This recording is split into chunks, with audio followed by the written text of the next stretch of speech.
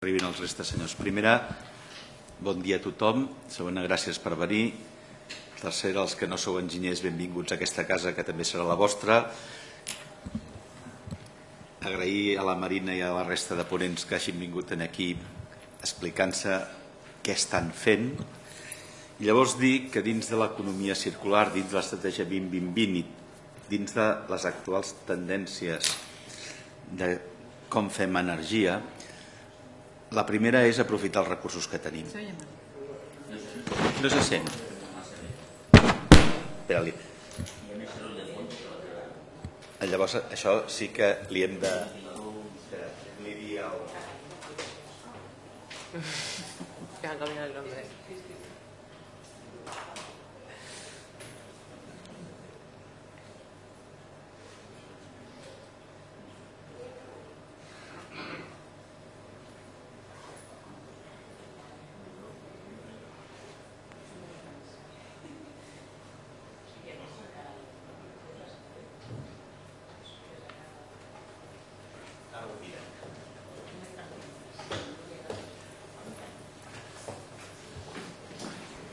Tornem-hi.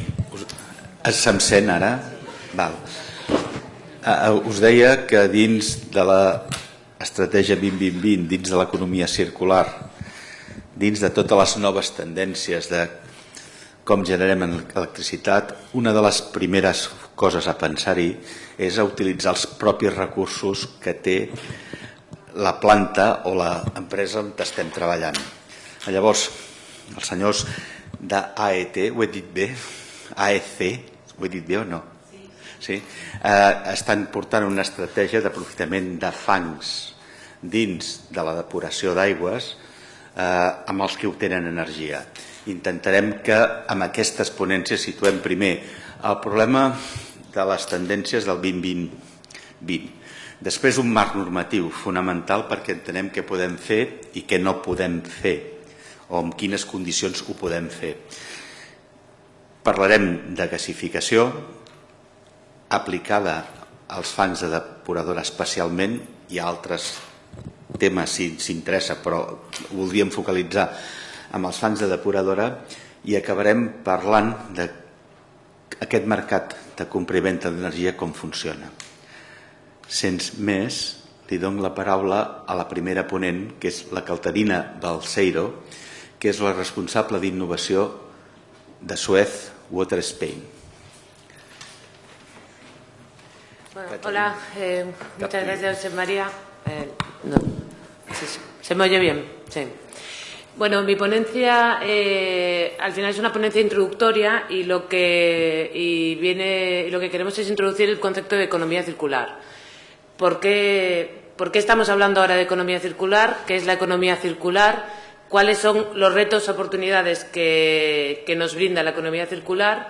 ¿Cuáles son las políticas regulatorias que se están trabajando desde la Unión Europea para potenciar este concepto? Y después ver algunos ejemplos que al final nos ayudan a demostrar la viabilidad del concepto de economía circular y ver que este concepto no está reñido con la competitividad. Entonces, en el contexto actual que tenemos, al final tenemos de económico, el crecimiento de la economía siempre ha venido ligado al mayor uso de recursos. Al final, a nivel de la Unión Europea, solo un 5% del valor de las materias es recuperado mediante reciclaje y revalorización.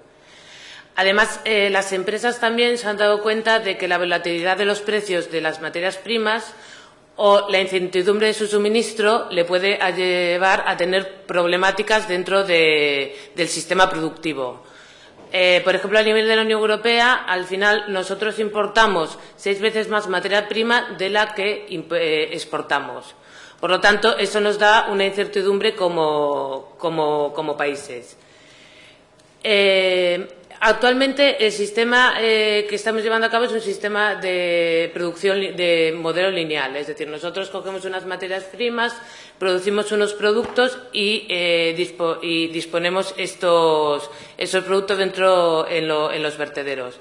Y esto al final no sería sostenible desde un punto de vista de que estamos viviendo en un planeta con unos recursos limitados. el 60% de los productos que tenemos a nivel de la Unión Europea solo se utiliza una vez. Por lo tanto, aquí tenemos mucho rango de mejora. Entonces, el planteamiento que se hace es el de cambio a una economía circular.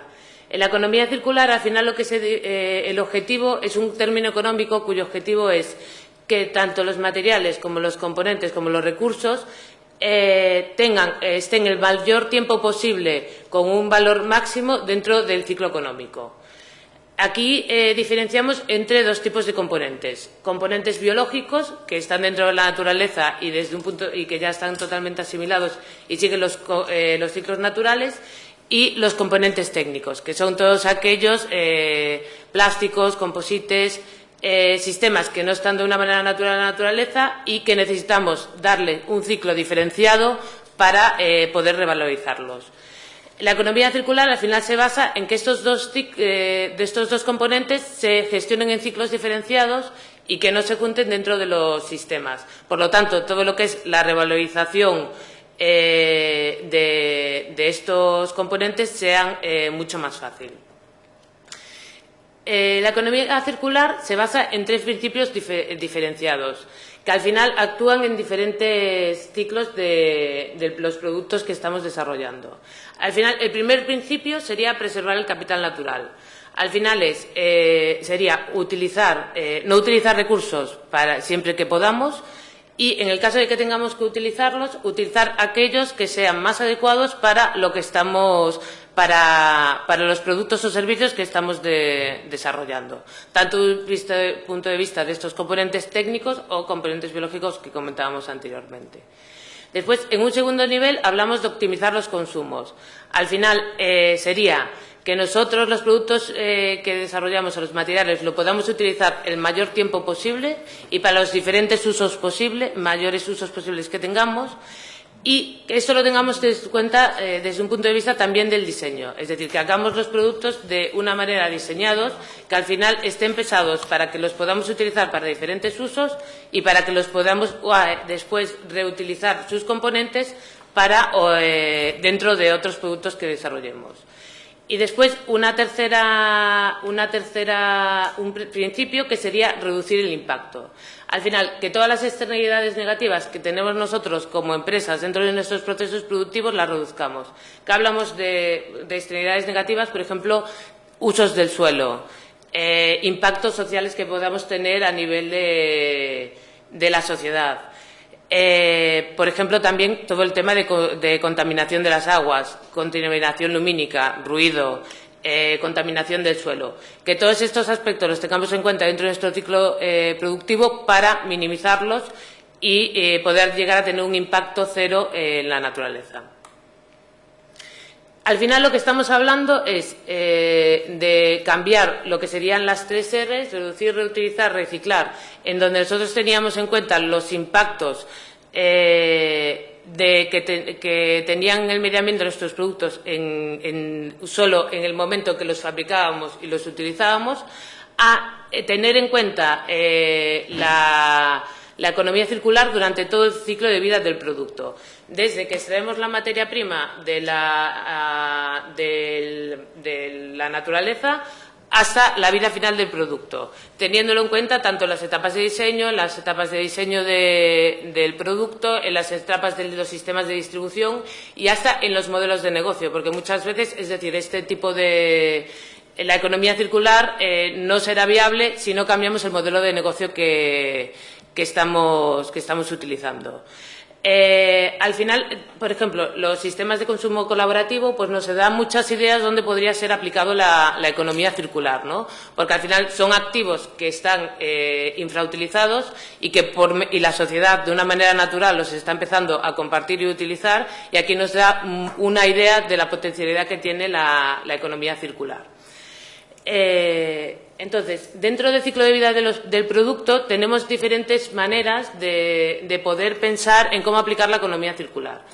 Tenemos una primera manera, es decir, esto lo podríamos aplicar dentro de las diferentes fases del ciclo de vida del producto y no quiere decir que que cuando apliquemos una no podamos aplicar la otra, sino que tenemos que utilizar el modelo de circularidad más adecuado para el ciclo del producto en el que estamos. Entonces tenemos el primer concepto sería el ciclo interior. Al final aquí de qué estamos hablando, es decir, tampoco estamos hablando de conceptos nuevos, estamos hablando de al final que cuanto utilicemos los productos en ciclos más cortos, que al final esto, por ejemplo, se refiere a lo que sería la operación y mantenimiento. Si nosotros hacemos operaciones y mantenimientos en un sistema que tenemos mecánico que tenemos instalado de una manera más óptima, pues haremos que la ciclo de vida de este producto sea más largo, por lo tanto lo tendremos que reponer con tiempos más largos en la vida del producto. Después, tenemos los ciclos de producto de periodos más largos de tiempo.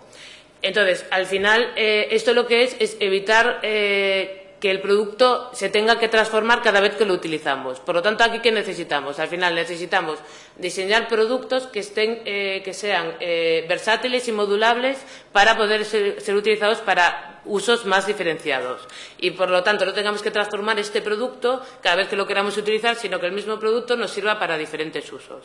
Después tenemos la revalorización en cascada, que al final este concepto es el que ya se conocía como también simbiosis industrial, es decir, nosotros tenemos un subproducto de un proceso que va a ser la entrada para otro proceso. Y no es que el mismo subproducto se utilice para generar el mismo producto, sino que lo generamos como materia prima para un proceso complementario. Por lo tanto, ya no tenemos que extraer materia prima de la naturaleza para generar este segundo bien. Y después, al final, tenemos reducir el impacto del ciclo global, siendo que en el momento que nosotros generemos insumos fuera de los procesos, que estos sean los más puros posible, porque cuanto más puro sea esta corriente que generemos, más fácil será reutilizarla en un proceso, en otro proceso, por lo tanto, porque necesitaremos menos tratamientos. Por lo tanto, aquí también tenemos que tener en cuenta todos los temas de diseño para que una vez que nosotros se acabe la vida útil de este producto y lo queramos valorizar, sea fácilmente separable todos estos componentes. Entonces, claro, aquí un poco la disyuntiva que se nos crea es si verdaderamente esto es, si esto es compatible con la competitividad, ¿no? Es decir, hacer todas estas aproximaciones de economía circular puede ser compatible con seguir teniendo empresas competitivas. Aquí estudios de McKinsey y de la Fundación Ellen MacArthur, que es la fundación a nivel mundial que está liderando este concepto de economía circular, lo que han visto es que la economía circular tiene una potencialidad muy importante para todo lo que es la independencia de los recursos a nivel de las materias primas, un potencial económico de cara a la creación de puestos de trabajo y la creación de nuevas empresas por la potencialidad de innovación tanto a nivel de tecnología y modelos de negocio que puede tener este concepto. Hablando de números, por ejemplo, ellos dicen que el potencial de crecimiento de la Unión Europea será 1 billón de euros mayor gracias a la economía circular hasta el 2030 que si siguiéramos con los mismos modelos de economía lineal. ¿Y cómo está afrontando la Unión Europea estos conceptos? Pues la Unión Europea ha establecido la Estrategia Europa 2020, donde al final lo que apuesta es por una economía más inteligente y más sostenible y más inclusiva socialmente. Para ello, la Unión Europea se ha identificado 5 prioridades, que serían el empleo, la investigación y el desarrollo, el cambio climático, la educación y la lucha contra la pobreza y la exclusión social. Para esto la Unión Europea ha hecho ya políticas específicas, pero además cada uno de los Estados miembros se ha puesto objetivos en estas 5 líneas y también habrá políticas complementarias de los Estados miembros para impulsarlas. ¿Y qué oportunidades de financiación tenemos dentro de este contexto? Pues la Unión Europea antes teníamos el 7º programa marco, ahora tenemos el Horizonte 2020, donde la Unión Europea ha puesto hasta el 2020, para el periodo desde 2014 hasta el 2020, 77 millones de euros, para potenciar todo lo que sería investigación, desarrollo e innovación que ayude a impulsar la Estrategia Europa 2020. Entonces, aquí tenemos verdaderamente oportunidades para potenciar proyectos que nos ayude a demostrar la viabilidad del concepto de economía circular, tanto a nivel de las tecnologías como a nivel de los modelos de negocio. Y específicamente en economía circular, pues la Unión Europea también ha impulsado una serie de políticas que quiere trabajar hasta el 2020 para poder impulsar estos nuevos conceptos de economía circular. Y está trabajando tanto en financiación directa, tanto por el Horizon 2020 como por los fondos estructurales, como también en políticas que nos ayuden a reducir el desperdicio de los alimentos, para reforzar la confianza de los operadores en todo lo que serían los materias primas secundarias, es decir, cómo facilitar que estas materias primas secundarias se introduzcan en los ciclos productivos, tanto a nivel legal para poder que verdaderamente, porque hay veces que hasta a nivel legal ahora no se permite que estos productos entren porque está legislado de otra manera, entonces la Unión Europea quiere cambiar eso. Medidas para promover el diseño ecológico de los productos, para que se tenga en cuenta desde el diseño del producto la economía circular.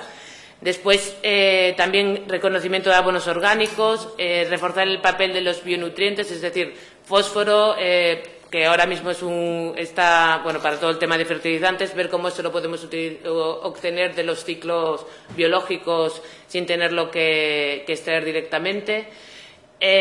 Temas de reciclaje y biodegradabilidad de los plásticos y minimizar el impacto de los plásticos en todas las masas oceánicas y la reutilización de agua.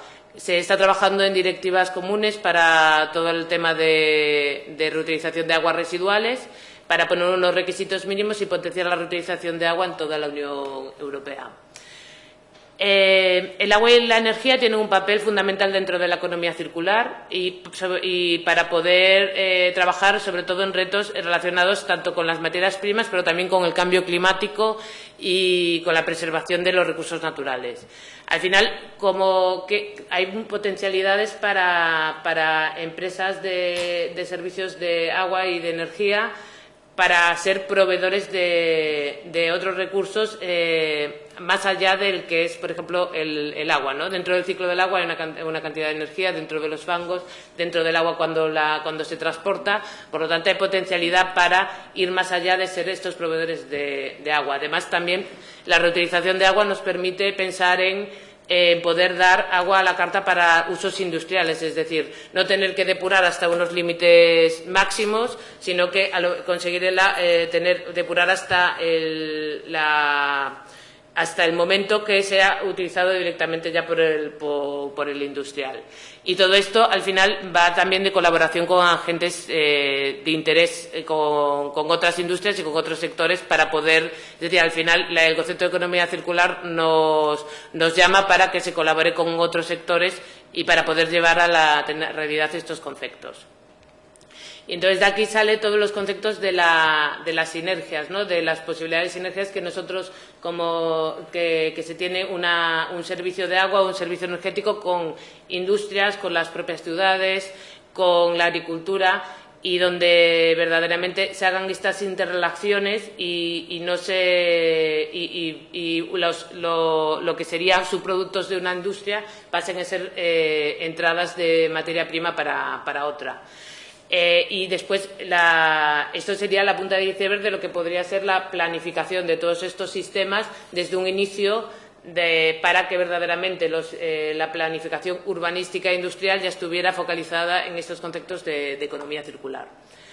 También después os queríamos enseñar algún ejemplo de cómo se está aplicando la economía circular en casos concretos. Por ejemplo, un proyecto que se ha trabajado con el Ayuntamiento, que Southwater Spain, Aigües de Barcelona ha trabajado con el Ayuntamiento de Sant Feliu, en el que se ha mapeado los diferentes agentes que hay dentro de este municipio y se han identificado las potencialidades de economía circular que hay de interrelación entre los diferentes agentes para poder lanzar proyectos específicos para convertir en realidad estas sinergias.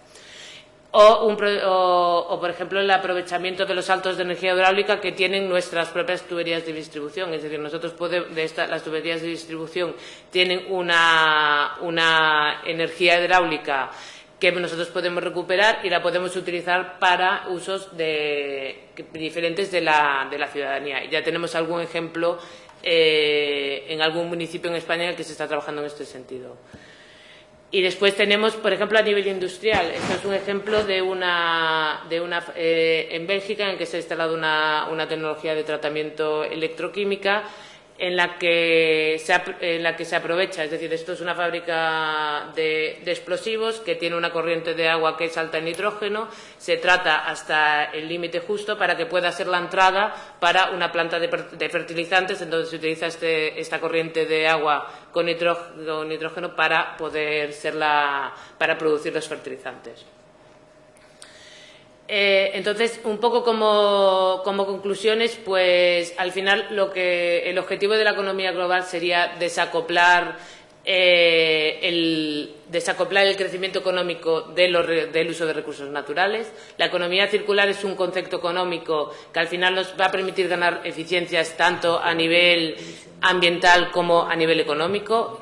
Y hasta que hagan estos dos sentidos no tendrá una viabilidad de cara a que la empresa no se vuelva menos competitiva.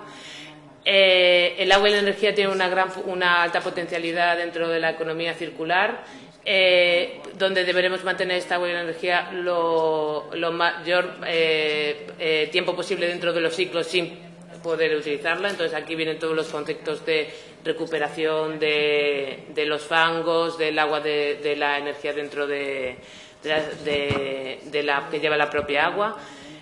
Y al final que debemos pensar en todo, tanto en la distribución, en los sistemas de distribución, en los modelos de negocio y en el diseño del producto para ver las potencialidades que tiene la economía circular y no centrarnos solo en el uso del producto, sino verlo en todo el ciclo. Y que estamos en el momento adecuado porque ahora mismo la Unión Europea está lanzando todos estos programas para potenciarlo, por lo tanto las empresas debemos aprovechar este marco para poder demostrar la viabilidad de los conceptos de economía circular. Gracias por tu ponencia. Si os parece, tenemos un marco. Vamos a ver qué normativas acercan a este marco. Para ello, la siguiente ponencia la hace María Jesús Hernández, que es abogado, que se cuida, es la responsable del área penal del bufete Cusí Hernández Roda y que además ha sido magistrada de lo penal, con lo cual tiene experiencia en lo que nos puede pasar si vertemos algún efluente o contaminamos el aire o generamos más residuos o contaminamos el suelo. María Jesús, adelante, por favor. Bueno, en primer lugar, agradecer la asistencia de todos vosotros, agradecer la presentación de José María y la ponencia de mi compañera. Y bueno, os extrañará que una penalista esté en estas jornadas, porque la verdad es que es extraño, pero bueno, quizás últimamente si no estás imputado o eres investigado, en este país no eres nadie, y de ahí que los organizadores hayan tenido en cuenta la importancia del derecho penal en este tema. Como nos explicaba Catalina, Europa se ha establecido un horizonte con unas exigencias que lleva hacia un futuro sostenible. Yo no voy a pasaros todas las slides porque quiero que me prestéis un poco de atención y si no, miráis para allá. Cuando crea que hay algo más interesante os lo pondré. En todo caso, estará colgada en la web que podréis consultar todo. Entonces, lo que os decía, Europa se ha propuesto un camino hacia un futuro sostenible y se ha marcado unas tres cuestiones fundamentales, que es reducir las emisiones, ahorrar energía y promover, mediante una mayor eficiencia energética, y promover las energías renovables. Para ello hay 5 objetivos fundamentales, que es el reciclado y la reutilización, que sean unas opciones económicamente más atractivas que lo son en la actualidad por los costes que conlleva, que se hayan desarrollado determinados mercados funcionales para materias primas secundarias, que haya un reciclado de alta calidad, que la recuperación de energía se limite no a los materiales no reciclables y que la legislación de residuos, en definitiva, se aplique en su totalidad. Como normativa estatal, la Unión Europea ha impuesto, evidentemente, que los países de la Unión vayan tomando sus medidas y den cuenta a la Unión Europea, en este plazo que se ha marcado hasta el 2020, de qué van haciendo en cada uno de los Estados. Nosotros contamos con dos leyes fundamentales, que es de gestión de residuos y suelos contaminados y el marco estatal de gestión de residuos, que ambos tienden a buscar, como mínimo, que se establezcan sistemas prioritarios para fomentar la reutilización, la valorización, el reciclado y la eliminación de residuos. Voy a pasaros, si queréis, por aquí. Vale. En cuanto a la normativa estatal, principalmente tiende a proteger el medio ambiente y, a su vez, irá conectado con lo que luego os contaré de los delitos medioambientales.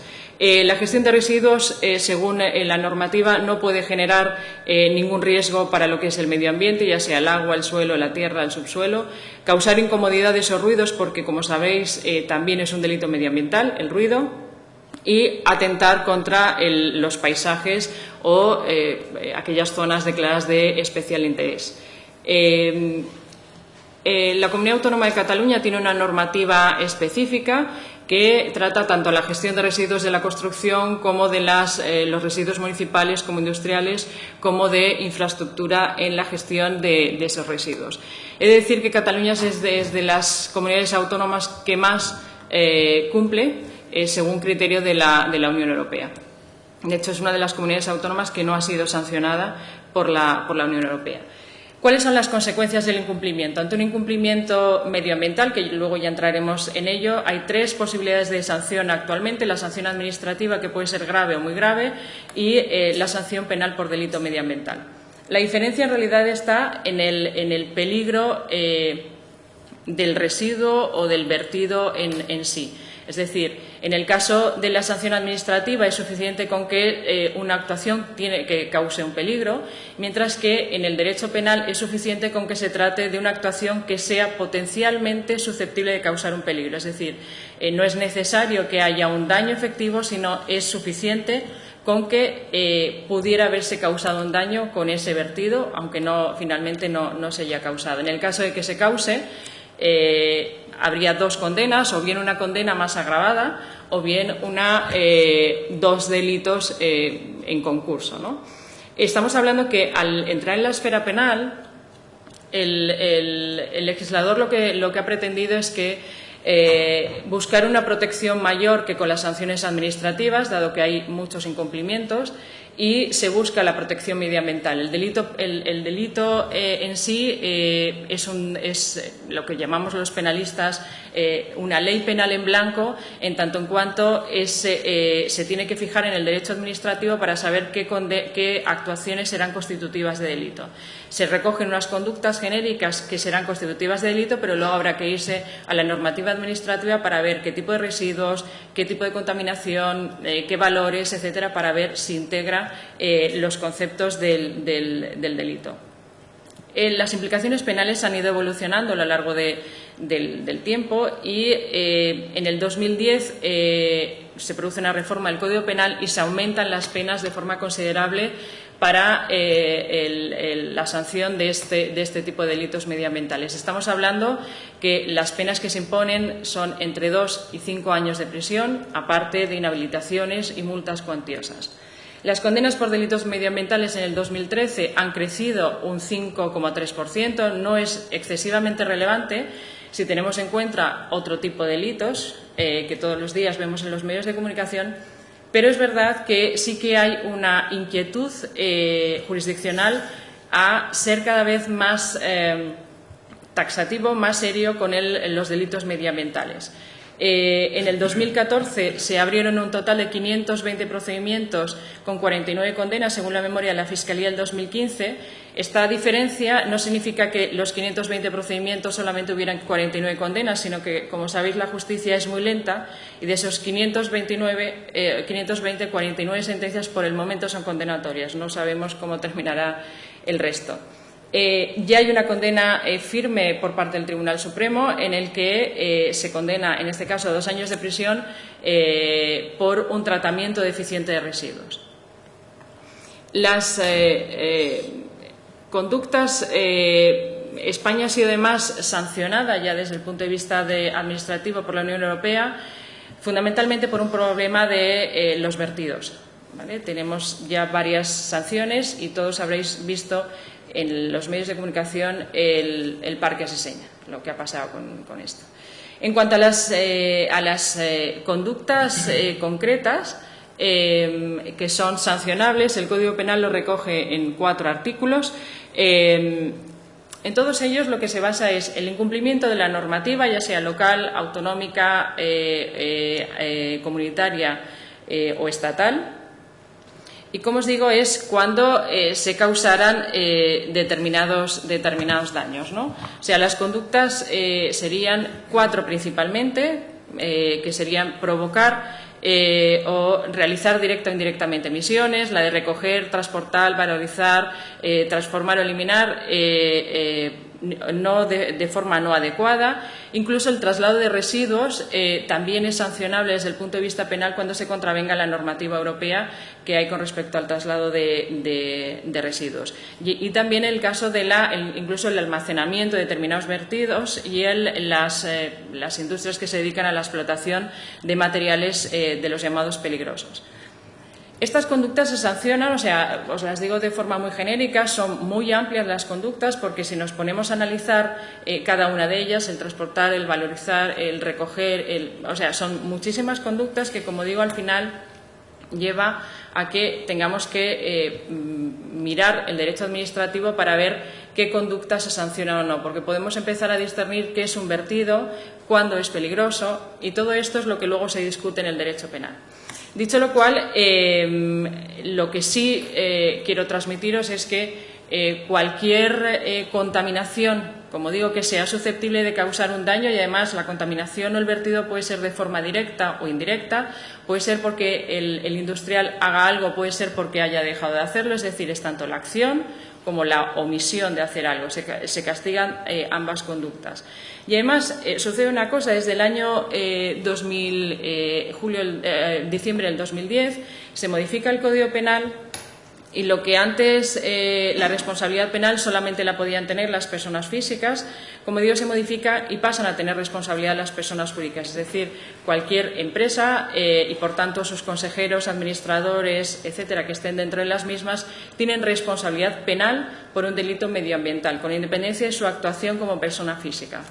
¿Esto qué significa? Pues bueno, que ya empiezan a haber condenas cuantiosas a las empresas y que se puede llegar a la clausura de las empresas. Normalmente en el delito medioambiental estamos siempre tratando con industrias, con lo cual el 80% de las veces las empresas son condenadas, salvo que tengan lo que el Código Penal estableció en el 2010, pero que ha rectificado y ha modificado en el 2015, porque en principio podía ser un atenuante y ahora pasa a ser directamente una eximente, que es que las empresas cuenten con programas de prevención de delitos, que es lo que se llama el compliance penal.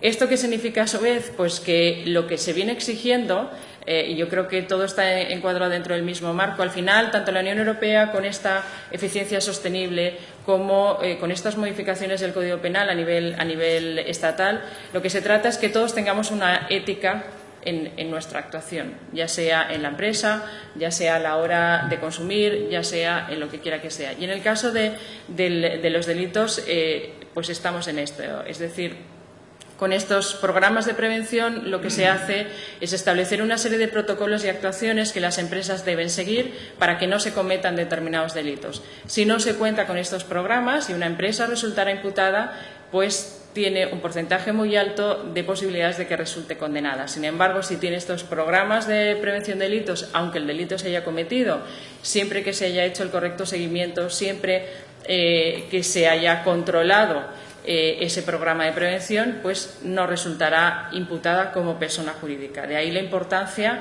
de que las empresas, que cada vez más tengan estos programas de prevención de delitos. Yo os traía varios ejemplos, que es lo que voy a rodar. Aquí está, las conductas. Al final, el delito castiga, como os digo, cualquier infracción de la normativa siempre que castiga la actuación, cualquier actuación humana, como pongo ahí, que produzca un vertido contaminante, ya sea de forma directa o indirecta. Es decir, puede ser una filtración o puede ser directamente cuando es un vertido incontrolado. No es necesario tomar ninguna determinación, ni siquiera hace falta una intencionalidad a la hora de que integre el tipo. Debe ser contaminante, que de ahí la discusión de qué sí y qué no, porque también sabéis que, dependiendo de las comunidades autónomas, los valores que se exigen en los vertidos son distintos, con lo cual dependerá de la comunidad autónoma que corresponda para que integre el delito o no. Y además, como he dicho, es un delito de los que se llama de peligro, es decir, que no hace falta que se produzca ningún daño efectivo, basta con que potencialmente pueda causar ese daño. Hay varias sentencias que os hago referencia, que ya las colgaré, en las que se condena fundamentalmente por todo tipo de cosas, fundamentalmente no, por todo tipo de cosas, tanto la deficiente explotación de un vertedero como la liberación de gases, lixiviados, etcétera. O sea, hay muchas condenas sobre los delitos medioambientales. Estos son los programas de prevención. Y aquí el objetivo, las conclusiones. Bien, como conclusiones podríamos decir que el objetivo, o sea, el derecho penal va a remolque del derecho administrativo, pero sin embargo el derecho administrativo se basa en el derecho penal para conseguir que administrativamente se consigan determinadas cosas, o sea, determinado cumplimiento. En definitiva, el objetivo que marca la Unión Europea para el 2020 va a generar una mayor exigencia normativa administrativa y, en consecuencia, unas mayores exigencias penales y, por tanto, condenas en el caso de incumplimiento. Por ello, entiendo que reviste especial importancia implementar los sistemas de tratamiento de residuos para que no provoque ningún riesgo que pueda generar una conducta que sea susceptible de ser considerada como un delito, y tener programas de prevención de delitos para evitar determinadas conductas y, sobre todo, para evitar la responsabilidad de las personas jurídicas en el caso de que se vean involucrados en un procedimiento penal. Estas son las conclusiones a las que podemos llegar desde el punto de vista penal. No sé si con lo que os he explicado es suficiente o no, pero bueno. Fundamentalmente es esto, o sea, transmitiros dos ideas básicas. El incremento, o sea, la normativa administrativa va a evolucionar sí o sí, va a haber mayores exigencias y, en consecuencia, habrá en los próximos años muchas más condenas penales por incumplimientos medioambientales. Gracias, María Jesús. Entonces, ahora luego vamos a dejar todas las preguntas para el final y ahora vamos a cambiar el orden de las ponencias y me gustaría que tuviésemos la de gasificación antes que la de mercado para tener un cierto orden lógico. Si no os importa subir al estrado.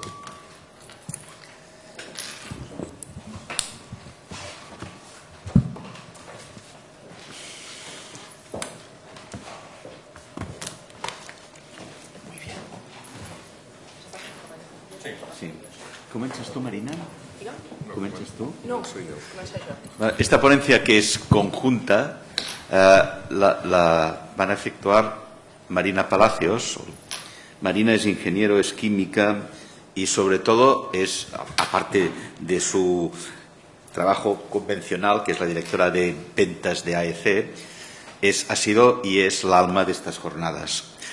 Jordi, este señor es biólogo, tengo la suerte de conocerle hace más de 40 años. No tanto. Sí, no te quieras esconder. Le he visto jugar todos los papeles del AUCA. Pero importante, Jordi, aparte de cuidarse de cosas en el área metropolitana, en temas de bosques, fue responsable de medio ambiente del Ayuntamiento del Prat, luego fue director general de planificación ambiental y luego se pasó a la energía y Acciona. I ara tiene su pròpia empresa. Jordi, quan vulguis. Bé, moltes gràcies.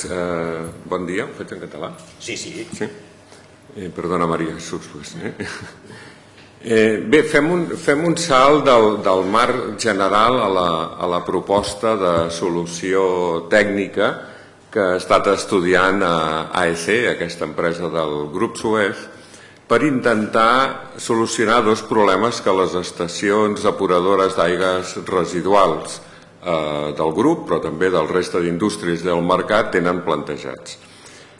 Problemes que fan referència bàsicament al tema de costos.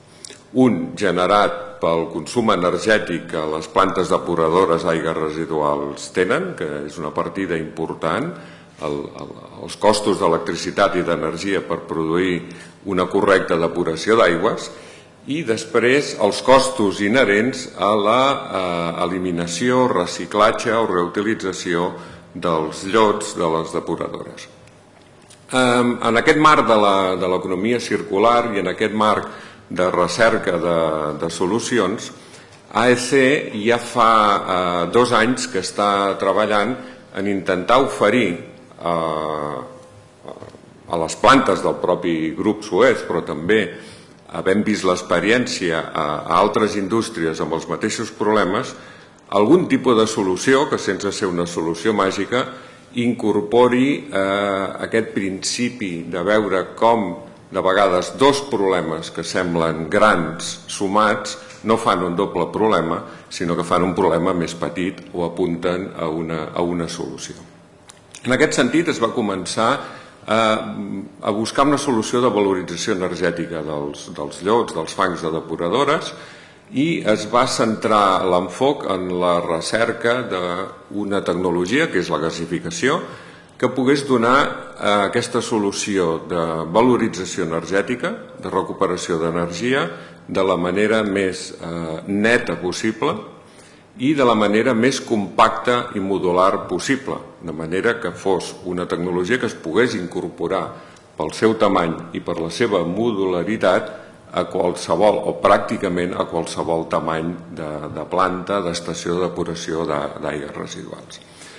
Si vols passar, Marina, en aquesta recerca d'una tecnologia de gasificació, doncs ens vam centrar sobretot en el que vostès deuen conèixer de sobres, en veure com la tecnologia de gasificació, que és clarament diferent de la tecnologia de combustió o d'incineració, ens permet transformar la matèria orgànica que encara tenen els llots de depuradora a través d'un procés tèrmic, primer d'escalfament que produeix la pèrdua d'aigua, després el mateix procés entra en una fase inicial de piròlisi a una certa temperatura i finalment, pujant la temperatura, s'arriba a una gasificació, que és amb l'aportació d'una mica d'oxigen, el pas de la matèria orgànica que teníem en fase sòlida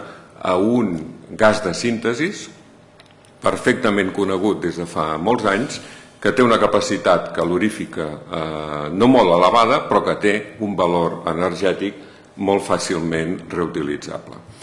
La gasificació és clarament una transformació química que es produeix en aquest procés i que obté un producte químic que és el gas de síntesi.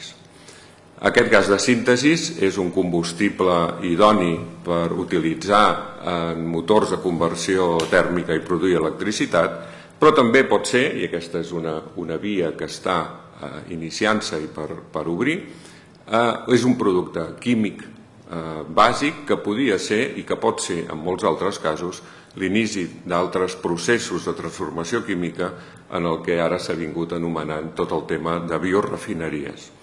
Avui d'això no en parlarem, sinó que parlem de l'obtenció d'aquesta energia residual que tenen els llots, que es perdia, i que intentem recuperar a una escala manejable, a una escala econòmicament viable i a una escala tècnicament segura. Els processos de gasificació ens ha interessat molt diferenciar-los i etiquetar-los molt bé com un procés de recuperació energètica molt clarament diferent de la incineració, perquè no hi hagin confusions ni ambientals en el moment de donar el permís ni de repercussions en el medi ambient, ni diguéssim de preocupació o d'alarma social. En aquest sentit, aquesta casa, la Comissió de Medi Ambient del Col·legi d'Enginyers, ha col·laborat inicialment fent un dictamen que és molt bàsic perquè diu coses conegudes, però que calia que ho digués una autoritat, fixant quines són les característiques tècniques d'un procés de combustió, d'un procés de piròlisi o d'un procés de gasificació. En aquest esquema veiem les diferències des del punt de vista de producció de productes químics i de l'àmbit, diguéssim, que té cada una d'elles. La gran diferència, ja ha estat dit, i vostès ho saben, és l'aportació o no d'aire o d'oxigen en excés que permet l'oxidació total en el cas de la incineració o de la combustió i que en el cas de la gasificació l'aportació d'oxigen controla i canvia les reaccions químiques per obtenir un gas, un producte químic que és reutilitzable. En el cas de la gasificació, amb poques emissions atmosfèriques, sí que hi ha uns condensats i uns lixiviats al procés que s'han de tractar, això és cert, i no s'ha d'amagar, i controlant aquest procés s'obté un gas que és utilitzable en uns motors. Aquest esquema fàcil i senzill d'entendre, que són uns materials orgànics que transformem en un gas de síntesi a partir del que obtenim energia, calia posar-ho a la pràctica i calia posar-ho a l'escala que ens interessava i amb el producte que teníem, que eren normalment llots secs o deshidratats de depuradores d'aigües residuals. En aquest procés hi ha uns requeriments que han de complir el producte que anem a gasificar en funció de la tecnologia que AEC ha seleccionat. Després, la veritat que durant 2 anys n'ha examinat i n'ha estudiat moltes, i la preparació prèvia del producte té uns requeriments, que és que ha de tenir una humitat no superior al 20% i una granulometria determinada, petita i relativament uniforme, perquè en aquest procés que es produeix en aquestes plantes petites de gasificació, però que inclouen aquestes 4 fases inevitables del procés, que és un secat que disminueix, que provoca la pèrdua d'aigua inicialment, com ja hem dit, una piròlisi que es produeix per sota dels 500 graus que produeix uns primers productes i bàsicament un producte sec, el char o el carbó, una oxidació més forta d'aquest carbó ja amb una mica d'oxigen i la producció d'un syngas que té bàsicament com a gasos combustibles el monòxid de carboni i l'hidrogen, una mica de metà i el nitrogen que pugui haver-hi de l'aire. Aquest procés s'ha intentat, i de fet s'ha aconseguit compactar amb equips, si vols passar, Marina, sisplau, amb equips que han estat provats llargament en fases preindustrials, amb diferents tipus de productes, els clàssics de biomassa, que són més fàcils perquè són més uniformes i tenen més carboni, més matèria orgànica, doncs donen els resultats coneguts per altres tecnologies, però s'ha insistit molt en fer llargues proves preindustrials en gasificadors, que són gasificadors horitzontals rotatius, de llots de depuradora. En la presentació tenen algunes dades molt preliminars i diguéssim molt novedoses en aquest sentit que ens donen les primeres pistes de com aquest procés dona resultats. Els llots de depuradora tenen un percentatge important de cendres finals, al voltant d'un 25%. I això és així i s'ha de conèixer perquè ve de la pròpia composició que tenen els llots de depuradora. Però sí que és veritat que tenen un bon rendiment en la producció de gas i de manera general podem dir que hem vist que amb una alimentació d'uns 500 quilos hora d'aquests gasificadors de llots de depuradora que tenen un 20% d'humitat es fa funcionar, diguéssim, a ple rendiment un motor de mig mega. de potència elèctrica. I aquesta és una bona notícia. És a dir, aquest és un rendiment interessant que permet fer una aportació de disminució de costos, de recuperació d'energia i d'un nou ingrés, que és la venda d'electricitat, en aquest esquema de nova gestió d'un problema, que eren els llots, i nova gestió d'un altre problema, que és l'elevat consum elèctric energètic que tenen les plantes depuradores. En la presentació tenen vostès més dades, si pots passar a la següent. Hi ha molts números i ara seria ociós i llarg comentar-los. Aquí hi ha una comparació entre la gasificació dels productes, diguéssim, convencionals, orgànics, diferents tipus de residus de biomassa, i en la columna final tenen la comparació amb el que són els llots de depuradora, on la principal diferència és aquesta més gran quantitat de cendres, és veritat, però també una molt bona producció del gas de síntesi. Des del punt de vista... Si vols passar, Marina, sisplau. Des del punt de vista dels materials que es poden gasificar, doncs el ventall conegut és ampli, però AEC està fent l'esforç d'ampliar aquest ventall en el que són productes, subproductes, byproductes, o com li vulgueu dir, de la indústria, que fins ara eren directament considerats residus. Des dels picats a plàstic d'una gran indústria automobilística fins a diferents tipus de llots a depuradores industrials o de llots a processos químics que AEC està estudiant específicament per incorporar-los en processos de gasificació in situ que poguessin solucionar aquestes grans indústries normalment el problema de residus que ara tenen una eliminació en costos que sempre solen estar per damunt dels 50 euros tonelada.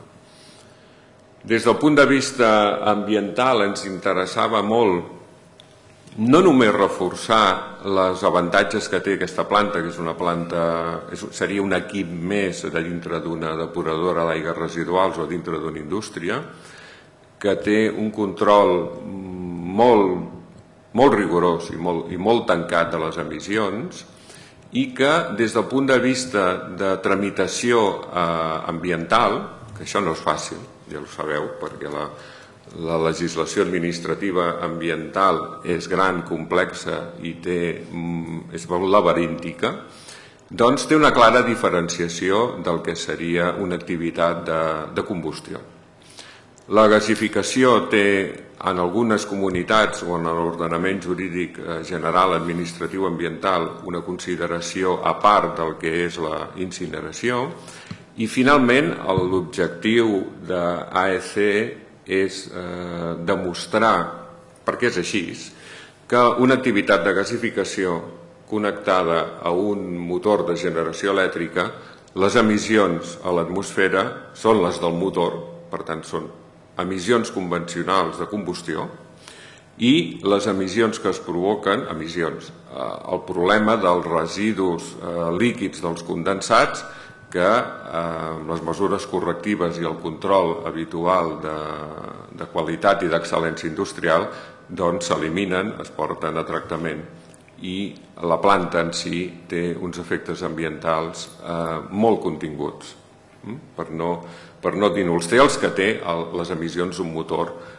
que produeix mig megawatt d'energia elèctrica i que, segons la zona, segons la comunitat autònoma, tindrà uns límits d'emissió que senzillament s'han de complir, si és possible, inclús rebaixar-los. Doncs bé, moltes gràcies. A continuació, la Marina us comentarà com aquest enfoc d'aportació d'una tecnologia per intentar solucionar un problema té l'encaix dintre d'una proposta de valor d'un esquema nou de negocis. Moltes gràcies. Hola, bon dia. Se'm sent? Sí. Bueno, com ha explicat ara molt bé Jordi, la gasificació dintre del binomi AEC-Suez ha estat estudiada i analitzada durant 2 anys, d'acord? Es considera una tecnologia totalment viable i sostenible per valoritzar els residus, parlarem de residus en general, encara que inicialment va estar molt focalitzada amb els fangs de depuradora, i també segueix molt bé totes les polítiques del grup Suez, que com comentava Carolina, que és la directora d'innovació, totes les polítiques de sostenibilitat i cap a on hem d'anar, els reptes i els objectius que planteja Europa i el tema d'economia circular. Amb tot això, quin és l'objectiu final? L'objectiu és optimitzar el cost energètic. De pas que optimitzem el cost energètic, estem, com bé deia Jordi també, solucionant un altre problema, que és què fem amb els residus. Tenim un cost de gestió de residus, aquesta gestió de residus que fem fins ara ha de començar a canviar, ens explicava Maria Jesús totes les implicacions que començarà a tenir ara totes les directives europees. Llavors, tot això ha de canviar i el que fem és fusionar dos problemes amb una mateixa línia que ens dona una solució. Repeteixo, l'objectiu és optimitzar el cost energètic, aquí posa mitjançant tecnologies o tècniques i processos que siguin sostenibles, això és una cosa que ens demana Europa, amb un elevat rendiment tècnic, això és obvi perquè al final som companyies i ha de ser viable tècnica i econòmicament, minimitzant els residus que tenim. Passem de tenir un residu a tenir un subproducte. Dintre de tot això, com acaba materialitzant-se per una companyia, per una instal·lació, per una empresa? El binomi que fa tant Suez com AEC dintre de tota aquesta estructura fa que al final es cobreixin tots els àmbits, des de la tecnologia, que com bé deia Jordi, hem estat analitzant durant 2, deia ell, jo diria amb alguna tecnologia portem més de 5 anys estudiant-la, en temes de gasificació, tecnologies de secats tèrmics, perquè la gasificació requereix, com ho veurem després, unes mínimes condicions d'entrada, llavors és molt important tota la part de secat d'aquests residus, el tractament de gasos també important, en fi, tota la tecnologia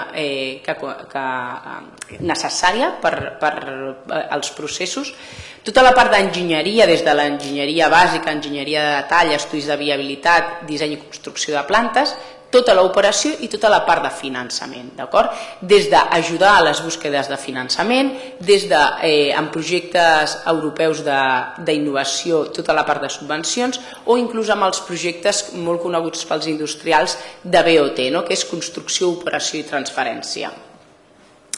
Amb tot això, el que es planteja, i hi ha molt ventall, però hem vist que una de les coses que més agrada és tota la part d'externalització, o sigui, al final nosaltres rebem els residus d'una companyia i subministrem energia elèctrica. Energia elèctrica o, en alguns casos, hi ha gent que ens demana energia tèrmica, perquè el que vol és ficar el gas a calderes per produir vapor. Aquí al final cadascú decideix què és el que més li interessa, no? Finalment nosaltres tenim, amb els residus aportats es genera un syngas i a partir d'aquí el que ens demanin. Llavors aquests serien més o menys els fluxos que tenim amb els clients. El que deia abans, quines són les dades? És important tenir al cap un marc de quan i com la gasificació, a part d'analitzar les tipologies dels residus i la seva caracterització, quan i com comença a tenir sentit, perquè no ho podrem aplicar sempre, com tot. Llavors necessitem una mínima quantitat necessària, això dependrà molt del poder calorífic dels fangs, dels residus, del seu PCI, dependrà molt del preu al que s'estigui pagant aquests residus, aquesta gestió de residus, variarà molt si són residus considerats perillosos, si van a abocadors, si van a compostatge o en aquest cas no, però en algunes comunitats encara es pot, a deposició agrícola, tot dependrà molt. Dependrà molt el preu al que paguem l'energia, això és superimportant també, i després la ponència de Jordi anirà enfocada en, al final hem dit que l'objectiu de tot això és no només reduir tot el cost de la gestió de residus, sinó reduir tot el cost energètic. El cost energètic al final, tots recordem que la factura és preu per consum menys generació, amb la qual estem parlant de com optimitzar tota la part avui no hem parlat del consum d'energia, però sí de generació, després parlarem de com optimitzar el tema del preu. Al final és una optimització energètica.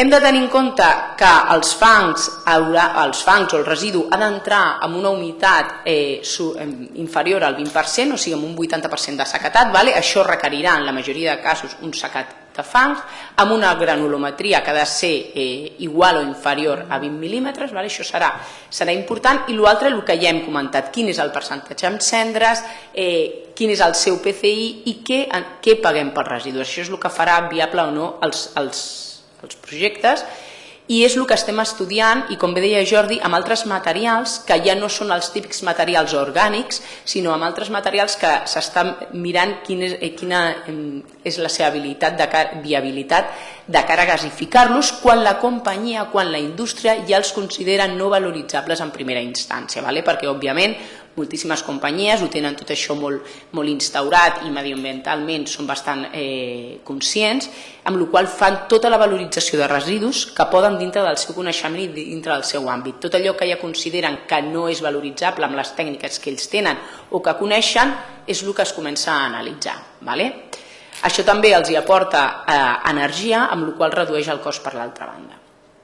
I això és una mica el que volíem explicar-vos en quant a la gasificació i com finalment tot això arriba a les indústries i realment quin és l'objectiu, perquè hem de tenir en compte que el que vindrà dintre dels pròxims anys cada cop és més restrictiu i hem de tenir aquesta consciència. Llavors, també hem de tenir en compte que és superimportant una consciència social. Cada cop més hi ha demanda, les energies demanden energia verda, les companyies, demanden energia... Hi ha una consciència social que fa que tot això cada cop, més enllà d'una normativa o més enllà d'uns reptes o d'uns objectius que tenim fixats, tot això comenci a tenir sentit. És més, coneixem de moltes companyies, sobretot en sectors molt punters dintre de la indústria, com és el sector automoció, on tenen grans reptes en reducció del consum energètic, de l'aigua, de les emissions de CO2 i dels residus generats. Però realment són bastant agressius tots aquests objectius, amb la qual s'han de començar a veure altres tecnologies no vistes fins ara aquí, perquè la gasificació no és una tecnologia nova i és una tecnologia que en altres països està bastant més desenvolupada. I una mica era aquest l'objectiu. Josep Maria. Gràcies, Marina, i gràcies, Jordi. Si us sembla, tenim un temps, si comencem una mica adelantats, si us sembla, comencem a 11:45, a las 11:45, otra vez aquí. ¿Sí o no? Y tenemos las preguntas al final. ¿De acuerdo? Receso. La casa aquesta té un bar a la planta 2. A la 1. Sí, digue-ho.